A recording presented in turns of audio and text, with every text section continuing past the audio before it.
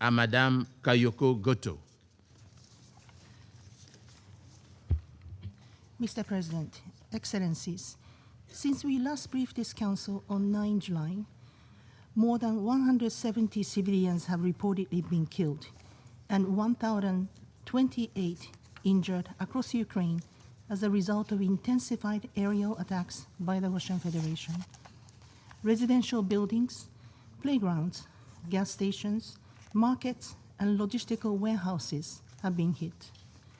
Kyiv has remained under constant bombardment. Just yesterday, the 8th major missile attack on the city this month struck the residential building. 3 people were reportedly injured. In July alone, at least 56 civilians have reportedly been killed and 232 injured in Kyiv. Daily attacks are also being reported in frontline communities in the Donetsk, Kharkiv, Sumy, Kherson, Dnipropetrovsk, and Zaporizhzhia regions of Ukraine. With many civilians killed by so-called guided aerial bombs with greater capability for accurate long-distance targeting. In one such attack, on 24 July, at least 6 people were reportedly killed and 9 others injured after guided aerial bombs struck the city of Slovyansk. Residential buildings, businesses, and the honorary consulate of Latvia were damaged. Earlier, on 11 July, guided aerial bombs struck residential areas in Sumy, killing 5 civilians, including a girl, and injuring 41 others, including children. In recent weeks, the Odessa region has been particularly heavily affected by repeated deadly strikes. Office for the High Commissioner for Human Rights, OHCHR, has verified that just this month, the Odessa region suffered at least 26 civilian deaths and 92 injuries. In total, since the start of the Russian Federation's full-scale invasion, OHCHR has verified that at least 1,431 civilians, including 803 children, have been killed in Ukraine. 48,613 more, including 2,960 children, have been injured. These figures account only for verified casualties. Actual figures are likely higher. Mr. President, as we reported in our last briefing, the summertime escalation has had an increasingly destructive impact on the areas of Ukraine temporarily occupied by the Russian Federation. On Saturday, occupying authorities reported that 12 people, including 5 children, were killed in a drone attack on a holiday camp in the Russian-occupied part of Ukraine's Zaporizhzhia region. In the Russian-occupied Autonomous Republic of Crimea and the city of Sevastopol, Ukrainian drone strikes on electrical substations have reportedly led to prolonged power and water outages across the peninsula. Inside the Russian Federation, local authorities continue to report increasing numbers of civilian casualties following Ukrainian strikes on oil and other industrial infrastructure in multiple regions, including most recently in Belgorod. They also report that commercial buildings and warehouses are increasingly targeted, with deadly consequences for civilians. On 24 July, in Kirov region, northwest of Moscow, at least 6 people were reportedly killed and more than 24 others injured, following attacks on industrial and logistical centers. On 18 July, Ukrainian drones reportedly hit large online retail warehouses in Tambov and Moscow regions, killing 8 people and injuring more than 60 others. Similar attacks have been reported almost daily since then. In the first half of the year, OHCHR has recorded reports by local authorities of 1,846 civilian casualties, 250 killed, and 1,596 injured in the Russian Federation. This represents a 121% increase compared with the same period in 2025. Mr. President, International humanitarian law clearly prohibits attacks on civilians and civilian infrastructure. As we repeatedly and consistently stress in all our briefings, these attacks are unacceptable, inexcusable, and must stop now. The United Nations continues to unequivocally condemn such attacks wherever they occur.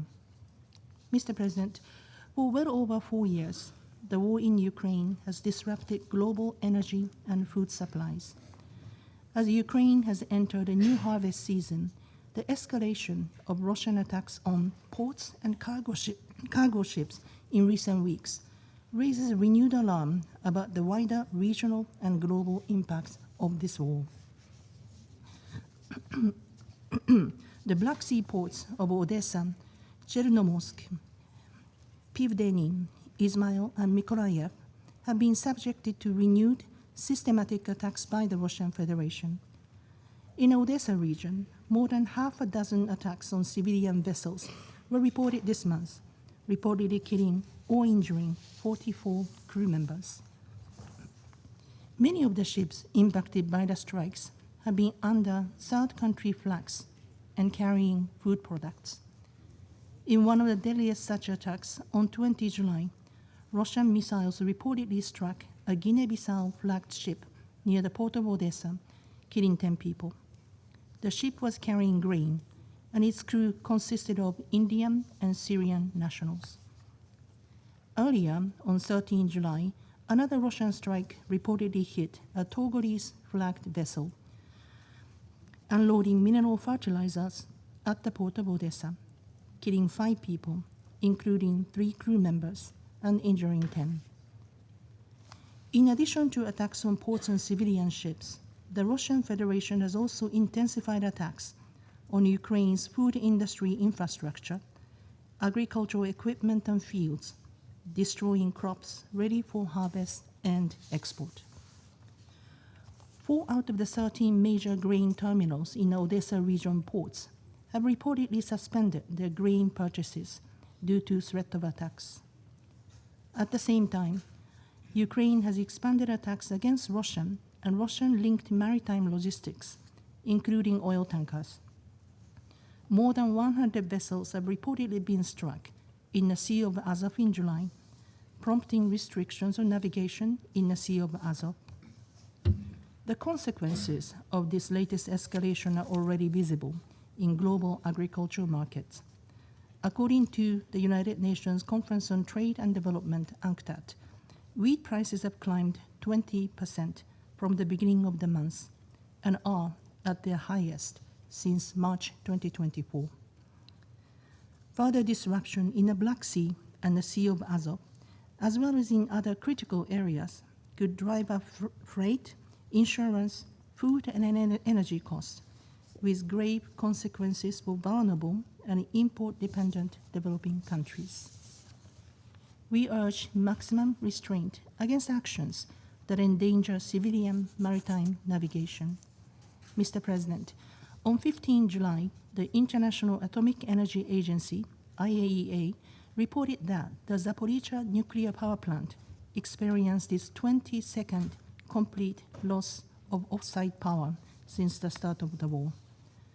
10 such incidents have occurred in the past 3 months alone, underscoring the deteriorating reliability of the electrical grid necessary for safe operations of the largest nuclear power plant in Europe.